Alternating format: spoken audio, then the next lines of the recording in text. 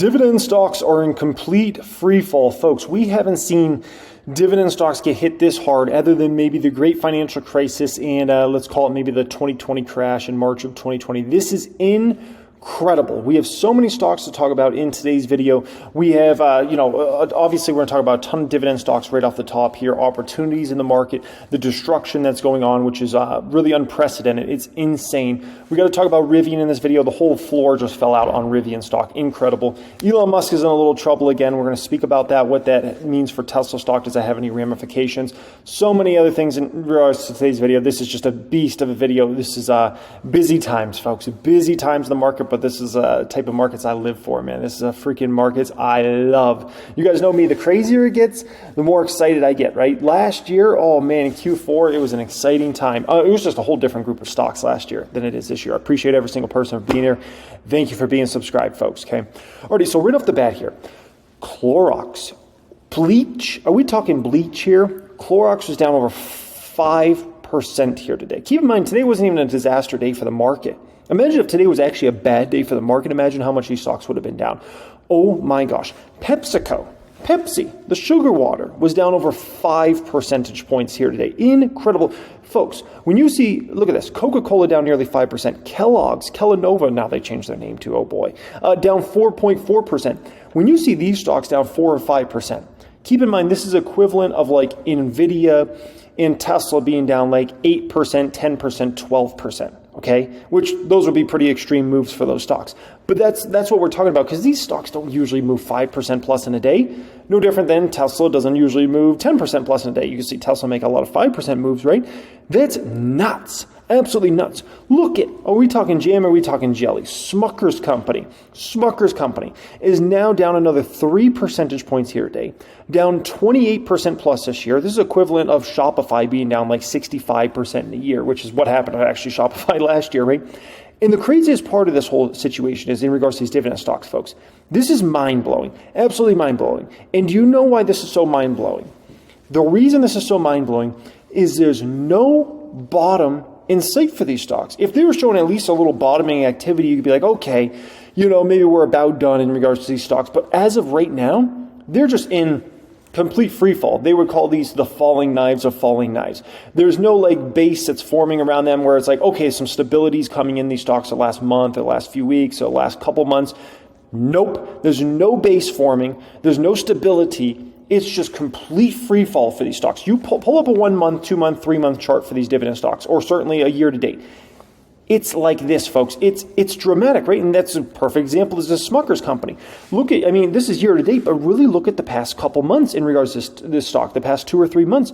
It's like down in a straight line. That's incredible. And for a company that you would figure would be one of the most stable companies in the stock market. Look at Kraft Heinz. Kraft Heinz down nearly 3% again today, down over 24% this year. And look at specifically the stock since May, right? The stock back in May was $42 a share. Now it's $32. We lost $10 a share like that. It's incredible, right? Campbell's flipping flapjack in a soup. Down another almost 2% here today. This stock's now down over 31% just this year. And the fall is so dramatic, and it's just showing no signs of bottoming, right? Target can't catch a break, right? 4% plus dividend yield on this one. But for all these dividend stocks, the thing is, they all have huge yields. They all because they've fallen so much, all these stocks are pretty much 3, 4, 5, 6% yields now at this point in time. And you look at Target, a 4% plus yield right now. But the problem is for these stocks, no one cares. No one cares if now the yield is 3.8%, 4.2%, 5.6%. No one cares. And the reason no one cares is because you can get 5% in treasuries, if not well over 5% in some shorter term treasuries, right? You can get 4.5% at an online bank now in savings. So these great dividend stocks have these amazing yields on them, in yields that you would have dreamt of even 2 years ago to get these sorts of yields. And now you're getting these sorts of yields, but no one cares because they're like, oh, I can be in treasuries over here. Oh, I can be in a savings account over here yielding the same or maybe even more, and not have to take the risk of the equity, even though these stocks are far less risky than they were a year ago or 2 years ago now at this point in time, because the share price has come down so much, right? General Mills, the General as they call it, down again today. This stock is now down 27.5% year to date. And once again, look at the stock chart. It's showing no signs of a bottom. It's showing no signs of bottom. It's still in just complete collapse, free fall mode. Dollar General, the dollar stores have been getting absolutely wrecked recently. Dollar General is down a shocking 57% this year. This should usually be seen as one of the safest companies in the market, right? And no one looks at the stock as safe right now. 57% year to date? I mean, what is this, a bankruptcy candidate? What is this, WBA stock? Like, what are we talking about here, okay? 57 freaking percent this year? Oh my gosh. And you say, wow, look at that PE. Wow, look at the dividend yield. No one cares right now in regards to that, right? This is one of the greatest stocks in the stock market, what I'm showing you right there, okay?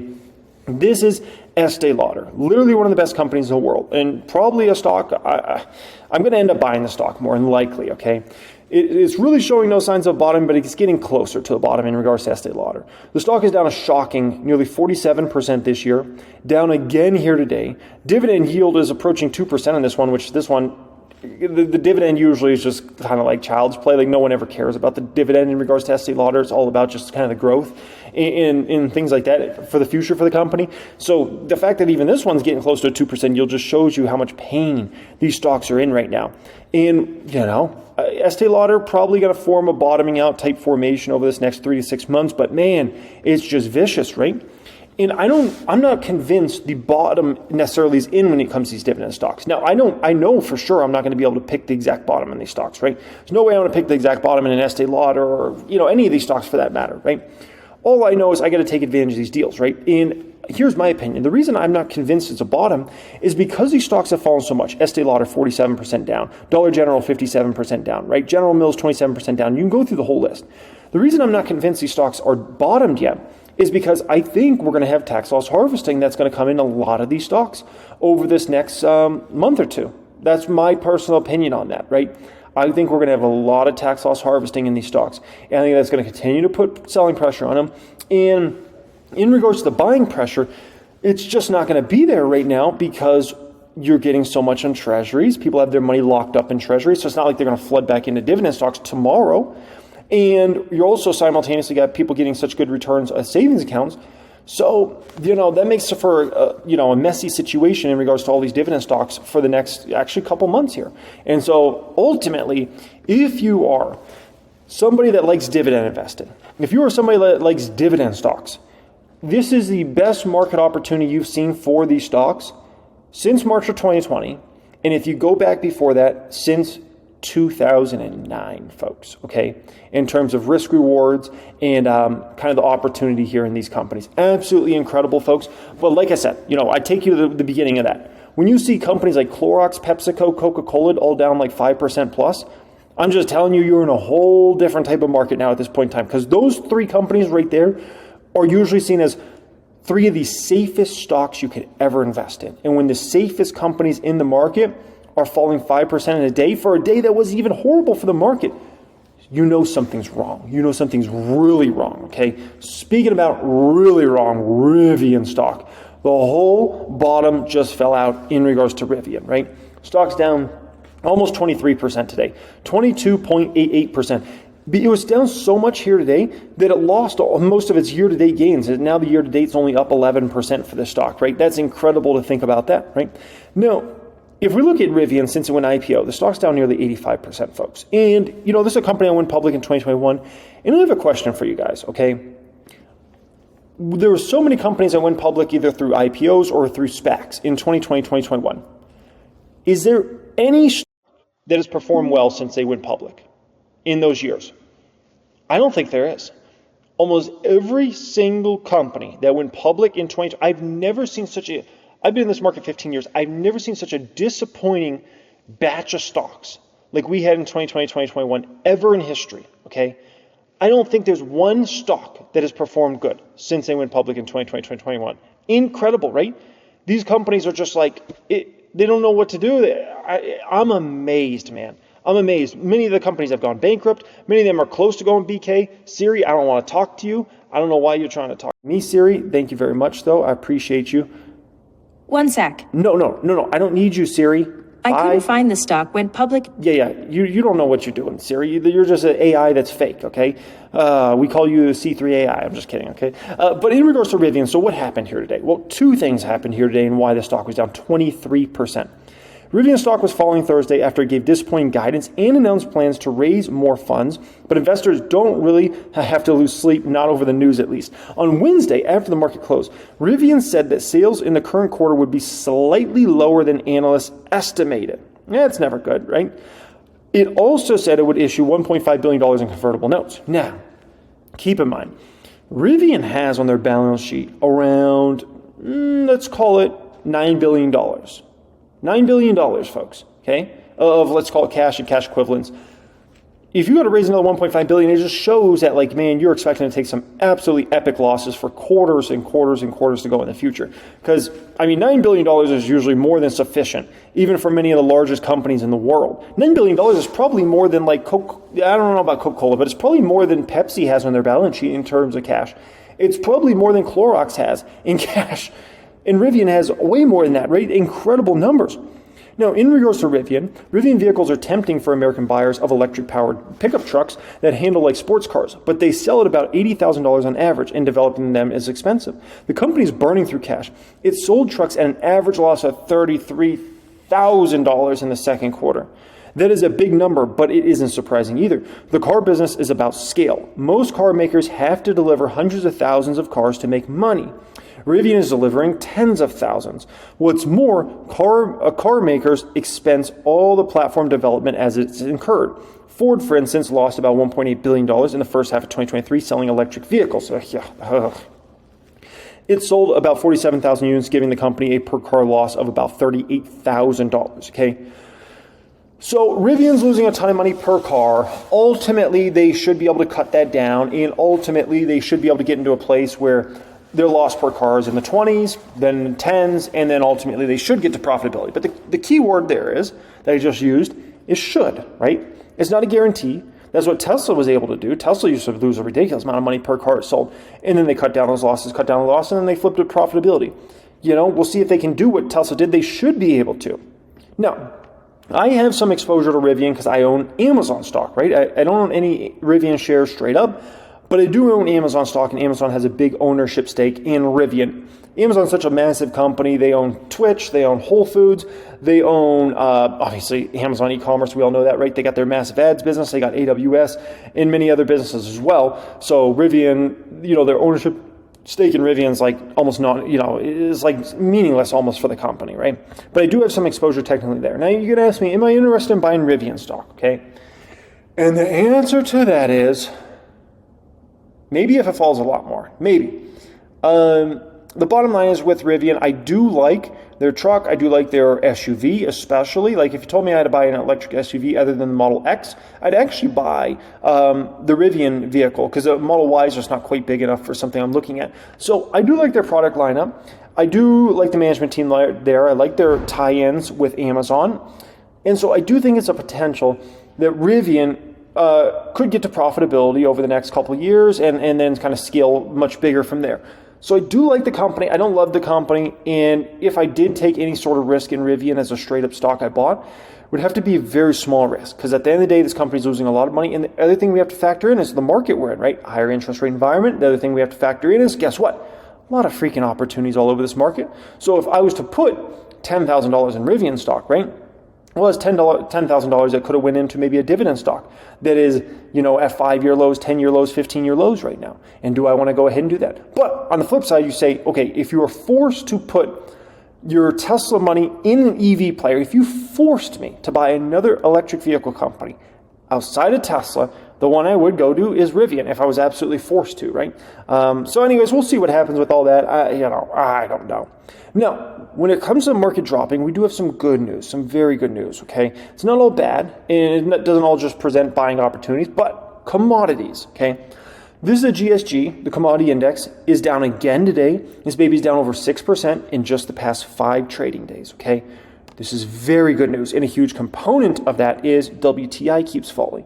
WTI, crude oil, is down over 10 percentage points in the past 5 days, folks, in the past 5 days. This is great news for us, okay?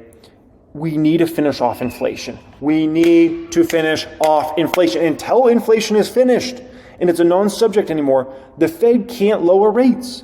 They're going to have to keep their tough commentary higher for longer. They're going to have to continue to, like I gave you guys the example in the video the other day of a boa constrictor, right? Just kind of like sucking the air out of things. I gave you guys that example the other day, right? And that's the Federal Reserve right now. And that's the Treasury market right now. It's just suffocating everything. And it's just, And so we've got to kill down this inflation. How do you kill down this inflation? We need gas prices to come down. Obviously, they're never going to come down in an extreme example, but we need them to come down from where they're at. We need oil prices to continue to come down. We need, so that obviously that helps transportation when it comes to all the transportation of goods around, right? We need continued pain, unfortunately, in the housing market. And so, these are things we need, and we need commodities in general just coming down in a lower place, especially over this next year. If we can get that, inflation won't even be a subject as we go throughout 2024. But we need this last leg lower. If we look at trueflation numbers, which I know I haven't shown you guys trueflation numbers in quite a while, we're looking pretty freaking good, okay? We're at 2.47% trueflation. I trust trueflation more than the government numbers, okay? You might disagree. You might trust the government numbers more than trueflation. That's perfectly fine. I trust trueflation more than the government numbers, okay? Trueflation, by the way, had us at like 11%, 12% type CPI numbers back in last year, whereas government numbers only showed 9%. But trueflation has us at 2.47% right now, which I think is more accurate than what the government numbers are. But let's not forget, the government's going to make moves off the government numbers, not off trueflation numbers. So that is something to keep in mind there. That's good news, okay? RH continues to get pummeled. This stock I would like to buy at $100-something, okay? I'm being very picky with this one. And the reason being is they did weaken their balance sheet considerably recently by doing a massive share buyback. Horrible move by Gary Friedman to buy back those shares when he did, in my opinion. He should have let the stock keep dropping. And I think if he just let the stock keep dropping, we're probably at a $230 or $220 stock right now. And now he could do the buyback. He got way too ahead of himself, in my personal opinion. And he bought way too many shares back too fast. He spiked the stock to nearly $400 in a very quick amount of time, and now it's back down to $240, and don't be surprised if it goes to $199 if we see any weakness in this market. But the thing that's going bad for RH right now is the high-end housing market's crap, okay? So I talked to a friend the other night, okay? And we were driving back from somewhere, and I was speaking to him, and he's knows very well one of the top agents in Los Angeles, okay? And this agent, or whatever we want to call him, broker agent, whatever, he's one of the top guys in LA, and he's, at the higher end of the housing market, which is certainly RH's customer base, very high end, right? And what he said is basically it's dead. He's never seen it that bad. And this gentleman has been through the great financial crisis for the housing market, and he's never seen it as bad as it is. He says nothing is moving in LA. He says if somebody can't get their price, they just take it off the market because they're at like these 3% mortgage rates, or maybe they already own it cash. And so it's a stalemate out there. I guess the only thing that's somewhat decent is like the Orange County area, but LA is just a disaster zone right now in terms of moving homes. You got a complete stalemate made in that market. And so ultimately, that's going to be horrible for RH's numbers, right? Because if you get somewhat of a stalemate there in LA, you probably got the same exact thing going on in San Francisco, which are two very large luxury markets, right? And so that's not going to bode well for RH's numbers. And so the high-end housing market is horrible. That's not going to be good for RH. And so ultimately, RH stock has to fall lower, right? And so this is something we see playing out right now in the market as we speak, right? And this kind of bleeds over to somebody like a Toll Brothers, right? Because these home builders have had orders stay pretty good, over the past year, considering interest rates were going up, and also considering, it's just not a strong housing market. But I believe that is all ending now. Okay, I think they're going to have a cold as mold winter for all these home builders are coming. I think their numbers are going to be pathetic for their fall quarter that they'll report in early winter time, which will be probably like January, February. And I think the home builder sentiment is going to continue to weaken, which is going to continue to weaken these home builders in their stock prices. And so I just think these guys have a tough next, 6 months coming. I don't want to forecast to 12 months out, because we could have a whole different mortgage rate, interest rate environment by 12 months out. But I am pretty confident kind of looking out this next 3 to 6 months and saying, I think orders are going to be very weak for all these guys. Very, very weak. And it could definitely weigh on these guys' stock prices. And so we'll see what happens. I think average selling prices could continue to come down for a lot of these guys.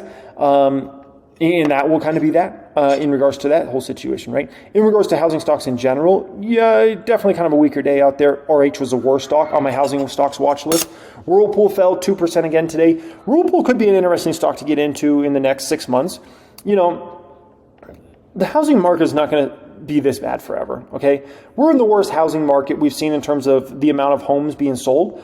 I mean, we're almost at great financial crisis type numbers. So it doesn't get that much worse from here. So we're probably within 12 months of bottoming the housing market in terms of the sales volume. That doesn't mean price, because you could actually see a situation where price comes down, but volume ticks up quite a bit, right? Which for Whirlpool, it's all about just volume, right? And the volume game is the worst it can possibly be in regards to the housing market right now. So if we see this volume start to pick up, that could be extremely beneficial to Whirlpool overall, right? Because at the end of the day, like more people moving means more appliances sold. More people need a new fridge, a new washer, a new dryer, a new, whatever, microwave, oven, anything like that. So I do think Whirlpool probably bottoms this quarter. That's my guess, okay? Maybe next quarter, but I think probably in Q4 at some point the stock bottoms out. Other than that, obviously Toll Brothers was on that weak list as well, and those home builders are just going to be in a tougher spot.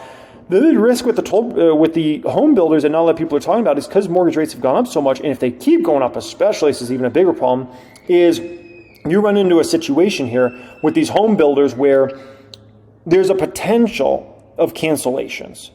If these home builders start having cancellations happen, folks, that's a whole different ball game there, because they haven't really had to deal with many cancellations so far. If they start seeing an uptick in cancellations, ooh boy, because then all of a sudden the home builders start sitting on big inventory. That's what happened to them back in the great financial crisis.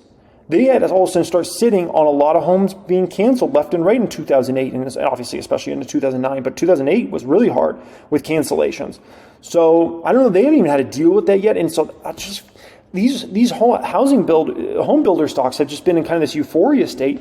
A lot of them reached all-time highs this summer, and I'm just like, I think there's a lot of risk out there, just people aren't factoring in regards to these stocks. We'll see how it all plays out, right? Now, one of the very rare green spots in this market is Palantir. Palantir was actually green here today. But the thing for Palantir, you got to understand, folks, is this is its own race. It's its own race. It's its own stock.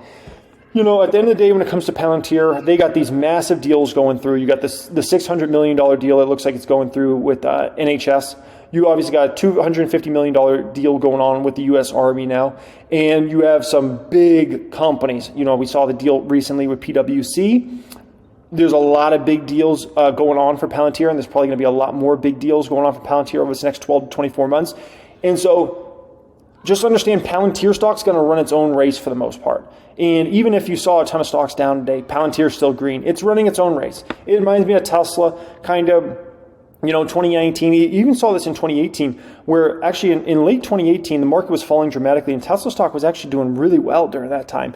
And in 2019, it kind of ran its own race as well. So I think that's somewhat happening now at this point in time when it comes to Palantir. Now, in regards to Mr. Elon Musk and Tesla stock and what all this means, okay? The SEC is back after Elon Musk again. Okay, SEC seeks court order to have Elon Musk testify in Twitter probe. The U.S. Securities and Exchange Commission said on Thursday that it filed a court application for Elon Musk to testify regarding an ongoing investigation into his acquisition of social media platform Twitter, now known as X. Musk failed to appear for testimony in September despite agreeing to do so previously, according to the complaint filed in the U.S. District Court in Northern District of California. Musk is chief executive of the electric vehicle maker Tesla. The billionaire was served with a testimony subpoena in May, SEC said. If a person refuses to comply with the subpoena, the agency may seek a court order compelling compliance, right? And so what does all this mean for Tesla? Okay, I think that's an important question. And the answer to that is absolutely nothing, okay? Unlike the previous situation back in, what year was that? 2018, I think it was, when we had to deal with the whole, that was when I was like a very early stage investor in Tesla, 2018, 2019, and we had to deal with a lot of drama. But one of the dramas was, the whole going private at 420 and all that stuff we had to deal with, right? That was specific to Tesla. This is in regards to Twitter and, if he bought stock when he shouldn't have been and disclosures and all that stuff, okay? So nonetheless, it has to do with Tesla just because it has Elon Musk's name attached to it, but it really doesn't have anything to do past that, okay? This is more of a Elon Musk, SEC, Twitter situation, okay? So am I got to run out and sell my Tesla stock tomorrow? Absolutely not, right? Now, in regards to the travel stocks, we're definitely seeing continued weakness on these stocks, right? Hawaiian Holdings down almost 7% here today. Airbnb was down nearly 2%. MGM was down. Oobity Booba stock was down. RCL was down. And for the travel stocks overall, I mean, the problem a lot of these travel stocks are dealing with is some of them, I don't want to say all of them, but many of them have huge debt loads. And so you have the whole interest rates dynamic people are worried about. You have recession fears for next year, and we'll see if that actually happens. But if it does, there's fear about much slower travel numbers in 2024 than certainly we saw over the past couple of years. And so these stocks are just battling with that. They're going to continue to have to battle with that in the short term here. That will eventually alleviate, but it is something these stocks all have to deal with here for the next bit of time. The Slaughterhouse. Got to check on the Slaughterhouse, okay? Because these stocks will let me know when we're getting a true bottom in this market. And as of right now, it's not confirming bottom quite yet, okay? Here's the deal. Affirm was down again today. PayPal was down here today. Upstart was down. And these other stocks, have been just getting tore up, to say the least. And so they bounce back a little bit, but it's very small. When we see these stocks start to rally for real, and a lot of these stocks start to go up 10, 20, 30%, you'll know you're likely at least at a bottom, okay? But when these stocks are showing no signs of bottom, because these are, just remember, these are like higher beta plays. So these are the plays people like to start to position into if they feel like the market's about to start rallying. And so you see an Affirm make a big move in a PayPal and Upstart and Robinhood and Square and all these sorts of stocks. So we're not seeing that yet, which tells me we're not at the bottom of this market yet, okay? At some point we will be, but it's not today in regards to this, right? Now, tomorrow the jobs report comes out, and this is going to be very important for the market. If you want to know if the stock market's going to tank or if it's going to skyrocket tomorrow, this jobs report is everything, okay? The best case situation for this jobs report is it comes in basically about in line. That's what the market wants to see. If it comes in too good, you could see a tanking in the market. Rates could shoot higher, treasuries could shoot higher, and stocks could sink massively because that would make more fear around, oh my gosh, the Fed's going to have to stay higher for longer. You also don't want to see the jobs report come in a complete disaster because that also would ramp up, oh my gosh, recession fears, right? So basically, this number needs to come around in line with what Wall Street's expecting here, okay? That's what we need to see. Now, the jobs market should be very good over this next, I would say, few months here, right?